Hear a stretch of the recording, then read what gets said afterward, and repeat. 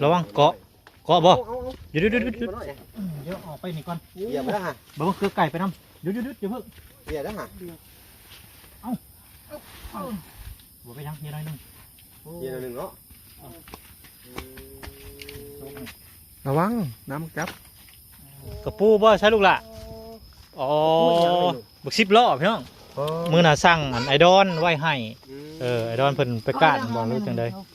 แต่ทั้งพ่อเพิ่นก็หาเพิ่ม หาพ่อเพิ่นก็หาเพิ่มเนาะพี่น้องเนาะวันนี้ก็ให้ทั้งลูกทั้งหลานเพิ่นมาส่งโอ้ก็มีให้ทั้งน้องน้อยเพิ่นสบายดีลูกล่ะสบายดี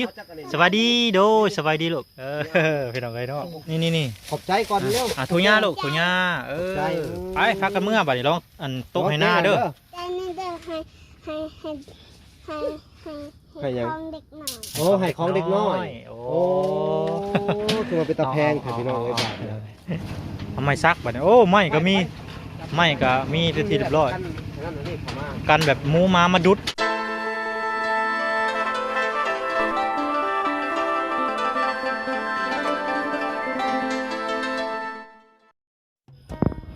สบายดีพี่น้องสบายดีกับทักทายสบายดีพ่อแม่พี่น้อง FC กันเบิดสุขุสุคนน้องพี่น้องเนาะ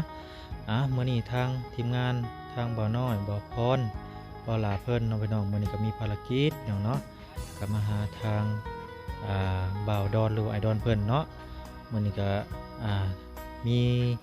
โปรโมชั่นเข้ามาน้องพี่น้องทางครอบครัวไอดอนหรือว่าทางไอดอนเพิ่นนั่นแหละตอนนี้ก็ทางบ่อน้อยกำลังเดินทางไปน้องพี่น้องเนาะนี่ก็เป็นครัวอู่พี่น้องเนาะในระหว่างกลางทางก็เห็นทางบ่าวหลากับไอดอนเพิ่นกำลังสิไปตลาดน้องพี่น้องไปซื้อเครื่องของนั่นแหละพี่น้องเนาะครัวนี่ก็โอ้ต้นน้องพี่น้องเนาะสูงคักบ่น้อยจนว่าเลี้ยวเบิ่งก็จนยะน้องพี่น้องเนาะบ่กล้าฮอดไต่โอ้ยามันขาดลงก็ต้นพี่น้องสูงขนาดเลยเนาะนี่แหละพี่น้องอันหนทางไปทางบ้านไอดอนเพิ่นเนาะบ้านนี่ก็บ่ใกล้พี่น้องเนาะจากจุดซุ้มหรือว่าบ้านไอแก้วเพื่อนนี่ก็ประมาณ2กิโลเนาะพี่น้องเนาะเป็นหมู่บ้านอีกหมู่บ้านหนึ่งที่ใกล้เคียงกันนี่แหละพี่น้องเนาะอันนี้ก็เป็นหนทางไปเฮือนเพื่อนไปบ้านเพื่อนนั่นแหละหนทางก็โอ้เนาะพี่น้องฝนโซนนี่ก็ฝนตกก็ลำบากพอสมควรพี่น้องเนาะมีขี้ต้มขี้ดินขี้ดอนนี่แหละพี่น้องเลยกี่แล้วแหละก็มันยามฝนเนาะพี่น้องห้ามผ้าห้ามฝนบ่ได้ก็มีเซเนาะพี่น้องเนาะเซก็โอ้ตัวถ่วมน้ำขึ้นมาแห้งลายพี่น้องเนาะก็มีต้นผ้าแล้วก็มีสัตว์เลี้ยงน้ำน้องพี่น้องเนาะทงไห่ทงนาบรรยากาศพาพ่อแม่พี่น้องชมบรรยากาศขาไปหาทางไอดอนเพิ่นน้องพี่น้องก็คือนี่แหละพี่น้องเพราะต้นไม้กับต้นม่วงต้นพร้าวกันใหญ่น้องพี่น้องบ้านนี่คือสีด้นนั่นแหละคือสิเป็นหลายร้อยปีน้องพี่น้องเนาะเบิ่งต้นไม้กับต้นหมากไม้กินนะมันแบบมันใหญ่เกินนะเบิ่งหมู่บ้านนี่คือสิหลายผ่าหลายปีเติบน้องพี่น้องเนาะนี่แหละในระหว่างทางกำลังเดินทางไปพี่น้องเนาะก็มีทงไห่ทงนาหนทาง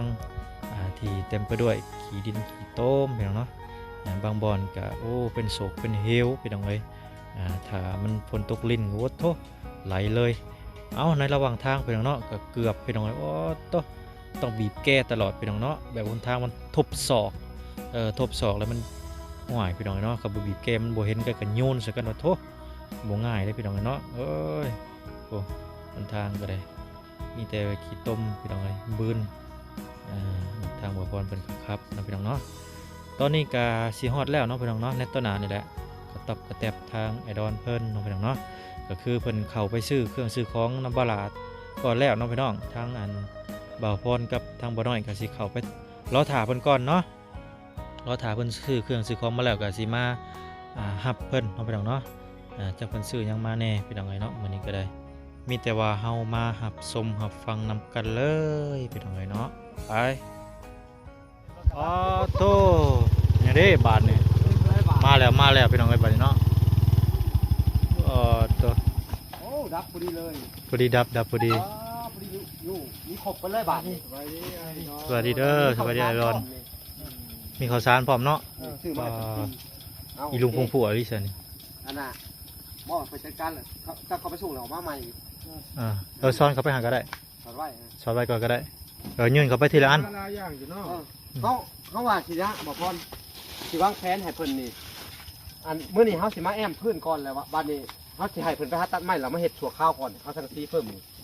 นั่นบ่ เพิ่มอีกจัก7แผ่นเนาะอันนี้ก็7แผ่น อืม แล้วก็ให้เพิ่นอยู่ชั่วคราวแล้วเอาตัวนี้อ้อมเอาเนาะ อืม เอาสงสารเพิ่นนี่ผู้ใจบุญมาช่วยเหลือเพิ่มเติมอีกนะ อืม เนาะ เพื่อแบบว่าอยากได้เฮ็ดเฮือนเฮ็ดหยังบ่ใหญ่ก็เฮ็ดชำเบาซิงก็ได้เห็นบ่ แม่น ชำนาญเขาพอดีแหละเนาะพออยู่เนาะ ม อันนี้ก็ให้เพิ่นอยู่ไปชั่วคราวไปก่อนเนาะแต่มื้อนี้เฮาก็มันสิบ่ทันดอกแต่ว่าเฮาต้องวางแผนกันอีกจักมื้อหนึงหรือว่ามื้ออื่นเฮาจังมาเฮ็ดให้เพิ่นพาเพิ่นไปหาตัดไม้ตัดตอกเนาะ นั่นก็ได้ จะดีกว่าแล้วก็สังกะสีนะฮะสิแอมพื้นฐานเนาะ อืม พอกันแบบบ่ให้อิหยังอัน หมูหมาเข้ามา มาเฮ็ดอันนั้นของเพิ่นเนาะ อ่า แต่ว่าวันนี้ พัง เฮาก็สิห่างขึ้นสำหรับสำนึงให้กระต๊อบให้เพิ่นนั่นแหละเนาะ ที่ใช้สังกะสีจะบอก ยันว่าอยากให้มันดีๆอยากกันแดดกันฝนน่ะนะแต่ว่าตัวนี้อ้อมไว้ก่อนเนาะต้องซ้ำแบบว่ามันถ่ายเพิ่นเบิ่งไปเรื่อยๆแหละเนาะว่าสิเป็นจังไดก็ติดตามกันไปพี่น้องเอ้ยว่าเพิ่นสิอันเอ้าพี่น้องเอ้ยพอเดินทางมาก่อนเนาะ ระวังเกาะบ่ เอา หยุด เบิ่งเพิ่นหน่อยเบิ่งเพิ่นด้วย อ๋อ ถือให้ เดี๋ยว ย่อสบายเพิ่นแน่ เดี๋ยวออกไปนี่ก่อน เหยียบไปแล้วฮะ บ่คือไก่ไปนำหยุดเดี๋ยวเพิ่ง เหยียบแล้วฮะ บ่ไปยังนิดหน่อยนึง เหยียบหนึ่งเนาะ ระวังน้ำจับ เฮ้พี่น้องเอ้ย ไป ไปแล้ว ข้างในเลย โอ้จะเบิ่งทางในก่อนพี่น้องเนาะ ครับการเป็นอยู่ของเพิ่นครับมาเอาพร้อม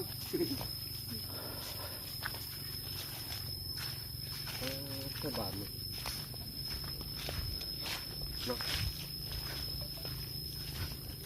มาเบิ่งก่อนพี่น้องเอ้ยบัดนี้เนาะ นี่แนวกินเจ้าเห็ดห่างนี่เนี่ยคือน้อยถือเด้อจะมากินของเจ้านี่ ขึ้นห่างได้ห่างใหญ่ขึ้นอีกแล้วเพิ่น ห่างใหม่ เฮ็ดห่างใหม่อีกแล้วเนาะโอ้อัปเดตเป็นเลเวล2เลยพี่น้องเอ้ยบัดนี้เนาะเมื่อวานนี่เป็นเลเวล1 นี่ปลากระป๋อง อันแบ่งไว้เอาขึ้นไปเลยเอาเข้าไปไว้ โอ้หาแนวปุ๊บ บาทนี่เนาะแกะออกมาเบิ่งแกะออกมาเบิ่งนี่ยังไงให้ทำบุต้มเป็นเบิ่งน้ำอีกรอบหนึ่ง ประเทศห้ามไม่ ห้าแล้วก็ถ้วยบวงกับนี้ผมก็เลยว่าเลยชื่อถ้วยชื่อบวงกับ อืม ผมก็เลยบาทหมดหนึ่งหมกแกงหมดหนึ่งก็เป็น2 ใบผม อืม คือหมกแกง2 ใบ อืม มาม่าเสื้อเป็นนัวมีครบเบิดเลยบาท คือเป็นนัวอ๋อ อย่างจะดีทั้งหนึ่งได้ก่อนบ่เรา อันนี้กระทั่งกันเนื้อคนแก้วน้ำแน่เนื้อตู้น้ำแน่นะ โอ้ในคู่พร้อม เป็นฝากไว้ให้เฮาเด้คือ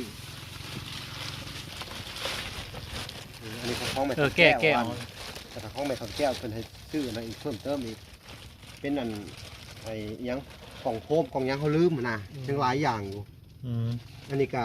ส่วนเหลือเบื้องต้นมันเท่าถูกเบื้องต้นเนาะ แมนแมนเลย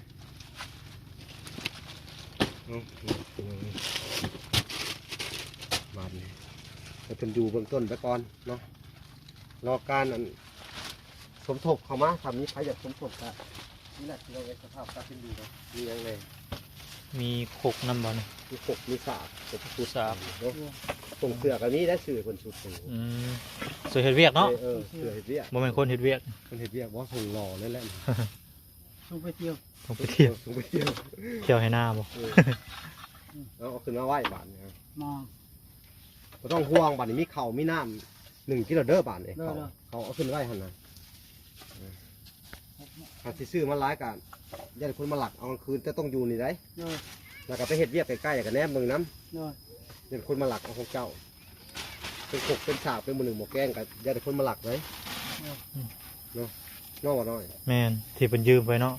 เพิ่นยืมบ่ ยืมไปเลย ไปยืมไป ยืมไปเลย แมน เข้ากับโห30 พาว 30 กิโลผู้ อืม แม่นบ่วะ28นะ ถ้าแปดโล 28 โลพี่น้องเอ้ยเนาะแล้วก็ได้หันลูกหลานเพิ่นมาแล้วก็อันนั้นเด้อ เนาะ อันเอาอันนั้นนี่อันนี้นี่ปลากระป๋องนี่แบ่งให้ โอ้กระปูบ่ใช่ลูกล่ะอ๋อบัก10ล้อพี่น้อง อ๋อบ่น้อยมาก โอ้เดี๋ยวไปแล้วตัวหนึงเนี่ยปล่อยโอ้พี่น้องเนาะมื้อน่ะสั่งอันไอดอนไว้ให้ไอดอนเพิ่นไปก้านบ่รู้จังได๋ แต่ทั้งพ่อเป็นกาหาเพิ่ม หาพ่อเพิ่นก็หาเพิ่มเนาะพี่น้องเนาะวันนี้ก็ให้ทั้งลูกทั้งหลานเพิ่นมาส่งโอ้ ได้ปล่อยไปได้ตัวหนึ่งนะ ยาแล้วบ่เป็นหยัง เลยนะ ทั้งคนน้อยเพิ่นว่า เจ้า ได้ เอาถุงนี่นี่มาแบ่งให้ลูกหลานเอาเมื่อนี่นี่ ให้ปลากระป๋องแล้วก็มีให้ทั้งน้องน้อยเพิ่น เอา สบายดีลูกล่ะสบายดี เอาจักอันนี้ สบายดีโดสบายดีลูกพี่น้องไอ้เนาะ สี่ เอ ปอง อ หาปองก็ได้ตัวจะมีคือเก่าอยู่นี่เอาหาปัง6ปองก็ได้ให้เพิ่นไป อืม แกเอาอันนี้แกเอานี่จัก ทั้งลูกทั้งหลานเรามาส่งกับปูให้ก็น้อยพี่น้อง ห่อหรือ15ห่อก็ได้คนเพิ่นหลายเนาะแกะบอกก่อนแกะเพิ่นเลยใส่ถุงให้เด้อให้ลูกหลานได้ถุงหามาได้บ่เนาะ โดยนี่ให้ลูกให้หลานเพิ่นแบ่งกันไปนำเนาะพี่น้องเนาะมีปลากระป๋องแน่ ผู้ใหญ่เพิ่นบอกว่าให้แบ่งน้ำแน่เพิ่นว่า อืม เด้อ ใส่ถุงอันนั้นก็ได้อืม บ้านนี้หม้อกอกหม้อแกงชั่วติ๊บข้าวเจ้ามีแล้วเขาลืมซื้อติ๊บใหญ่เนาะ มีเนี่ยเขา บ่แล้วทำนี่เนาะบ้านนี้1กินเองเด้อข้าวเด้อกินข้าวเลยบาดนี้ เลย เองบ้าน เด้ๆให้น้องน้อยนี่ นี่ ขอบใจก่อนเร็ว ถุงยาลูกถุงยาไปพักกันเมื่อบัดนี้ลองอันตกให้หน้าเด้อเดี๋ยวทางสีได้ลูก หันหน้าพี่ดูสิถามซื้อจังได๋นี่ฮะ บอกซื้อดิเพิ่นดู ซื้อจังได๋นี่ฮะ ใช่ไหม ใช่ไหม แนมกล้องมึงดู แนมก็เพิ่นดูแนมก็บอกดีๆ ใช่ บอก ไหม ดี ไว้ใครจะกินนมอ่ะ ใช่ไหม ใช่ไหมโอ้ โอเคบ่เป็นหยังเดี๋ยวมื้อหน้ามื้อในเพิ่นสิหาสิลึงดอกตอนนี้เพิ่นหากับเขากล้องครั้งแรกเนาะพี่น้องเนาะเพิ่นก็จะคือใน อั อาน ย นี้ ห ก็ น่อยหนึง ชื่อลูกหลานในเฮือนแหละเนาะ ๆได้ ลูกหลานเราในเฮือนนั่นแหละพี่น้อง เดี๋ยวบอลไอรอนมาอยู่น้ำ ไปเลยล่ะวันนี้มาเลยมาสู่คนกินเด้อ ก็เอาไว้อันนี้ไอรอนขึ้นมาหอยไว้แล้วก็แกะทงซีมาเอ็มเบิ่งไม่มาซักเบิ่งมาอยู่ไปก่อนเด้อวดอยู่ไปก่อนถ้าเป็นลมไม้แห้งนี่เห็นได้บาทนี่ลมไม้แห้งนี่ บ่พอดมักอยู่บ่ ปล้นกินแซ่บอยู่ บ่ มุน นี่พี่น้องเนาะมีของทางพ่อทางอดอนเพิ่นเนาะไปนั่นแหละพ่อเลี้ยงเนาะโมเมนต์พ่อเพิ่นแหละพี่น้องว่าพ่อเลี้ยงซะ ชื่อจะได้เนาะ เนาะจะชื่อกันจังได๋ก็บ่ฮู้กันแบบบ่ฮู้กันพี่น้องนะที่ชื่อกันผู้ที่ซอยเหลือเพิ่นน่ะเนาะคนที่มาอยู่นำแบบว่าญาติพี่น้องทางห่างนั่นแหละว่าง่ายซะอ้อมเลยก่อนบ่ได้จังบ่ได้จังสิมา เอาน้องพี่น้องบัดนี้แก้ไขเบื้องต้นก่อนพี่น้องเนาะตอนนี้คอนตีตะปูยังบ่มีเอาเบื้องต้นไปก่อนแม่น มื้อหน้าต้องจะที่ปรึกษากันว่ามาช่วยเป็นเฮ็ดกระต๊อบเลยได้นะเนาะ โดยแม่น หรือว่าถ้ามีงบเพิ่มเติมเข้ามาหรือว่าทางไหนก็โอ้ทีมงานก็จะได้มาไอ้นี่ของคนต่อเลยไปทางไหน แม่นเห็นซั่นละเอาไม้ซักบัดนี้โอ้ไม้ก็มีเป็นที่เรียบร้อย นั่นนี่เข้ามา กันแบบหมูมาดุดมีได้หมูนี่บักลายหนึง แม่เดินมา มากินมาดุดหยังนี่เด้ ต่อมาที่ใกล้ๆเด้อผมรอกิน มื้อน่ะเขาเห็น4-5โตวของหมูนี่ ทั้งลูกทั้งแม่ออกมาเช้านี่ก็เห็น หมูบ่ร้อนหมดเลย หมูชาวบ้านเพิ่นนี่แหละ เรียกว่าหมูป่าเป็นเลี้ยงไว้ที่นี่ โอ้ยดอนจะลายตาเด้ลายตาว่าเป็นหมูป่าเอาเลื่อมกันเลยเลื่อน มั กัน นจอดกันฮะ จอดกัน เลื่อนไปอีกนิดนึง เลื่อนไปสั่นละโอเค ทักไว้เสร็จเจ้าไม่มัดเด้อที่ใช้ แล้วก็ เดี๋ยวให้เราซักอ้อมก่อนเราจะมัดน้ำหลัง นอนสบายเลยสำนี่เนาะ แม่น ก็คอยเป็นคอยไปเนาะเพื่อที่ได้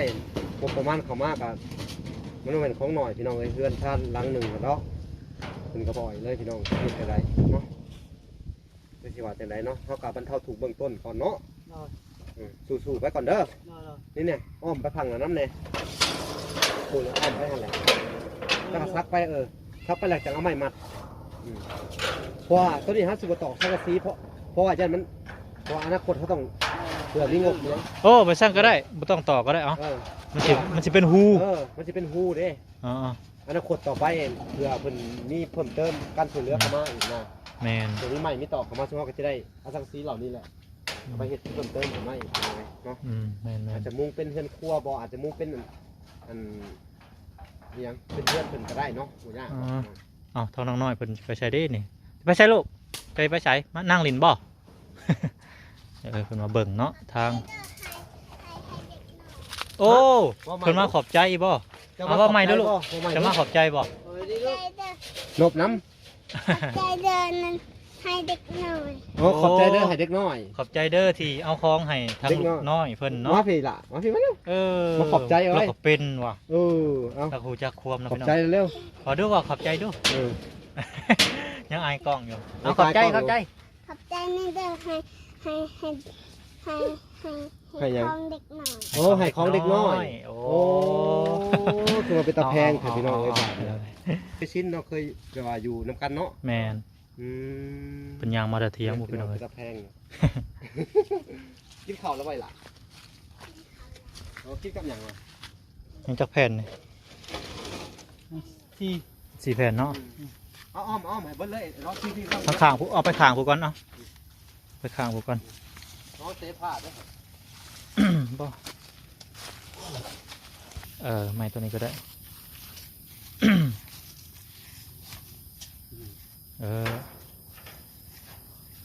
ถ้าเป็นไอ้เป็นน้องนี่น้องนั่นแหละ ไม่อันมัดบัดนี้เดี๋ยวเรื่องแล้วบัดนี้เคียตอกใช่ไม่ตอกบ่เราจะเอามาตอกใส่ก็ได้เฮ็ดภาษีไปก่อนเนาะพี่น้องไว้สัวข้าวเนาะ แมน ทุกข้ามแบบว่า อืม เพิ่นมีงบประมาณเข้ามาเนาะ ถ้าใครอยากช่วยเพิ่มเติมอีกพี่น้องเลยทางคลิปไอดอน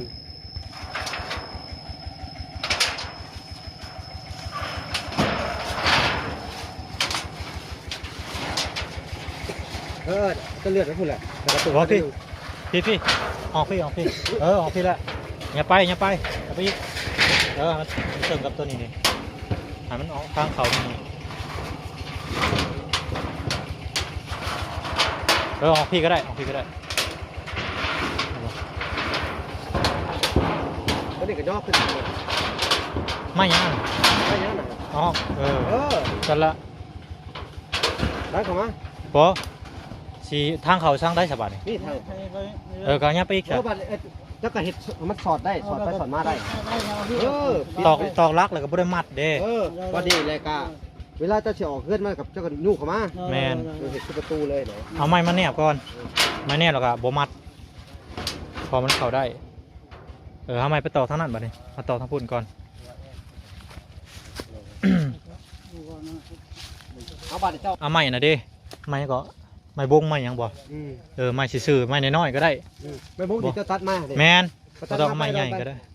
บ่ต้องไปตามผมดู โอเคหาแนวมัดก็ได้นี่มีเสือกบ่นี่เสือกนี่เนาะ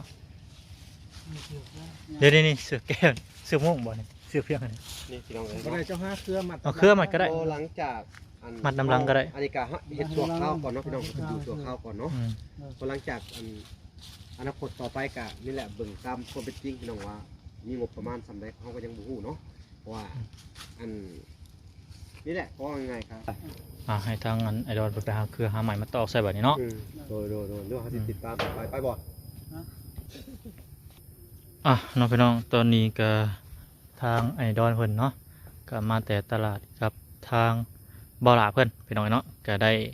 สังกะสีเครื่องไม้เครื่องมือของอยู่ของกินเนาะบ่ว่าสิเป็นปองปลามาม่าพี่น้องเนาะก็ให้ทางไอดอลเพิ่นใส่สวิตช์ไปชั่วข้าวก่อนเนาะพี่น้องเนาะก็ได้สังกะสีมาแอมเพื่อนพี่น้องเนาะแอมกระต๊อบเพิ่นนั่นแหละพอกันหมูกันหมาพี่น้องเนาะเดี๋ยวมื้อหน้ามื้อนั้นก็บ่น้อยก็สิมาอัปเดตเรื่องราวไปฮอดกันใดน้องพี่น้องเนาะไปซะพี่น้องพบกันอีพีหน้าสำหรับอีพีนี้ขอกล่าวคำว่าสบายดีพี่น้องสบายดี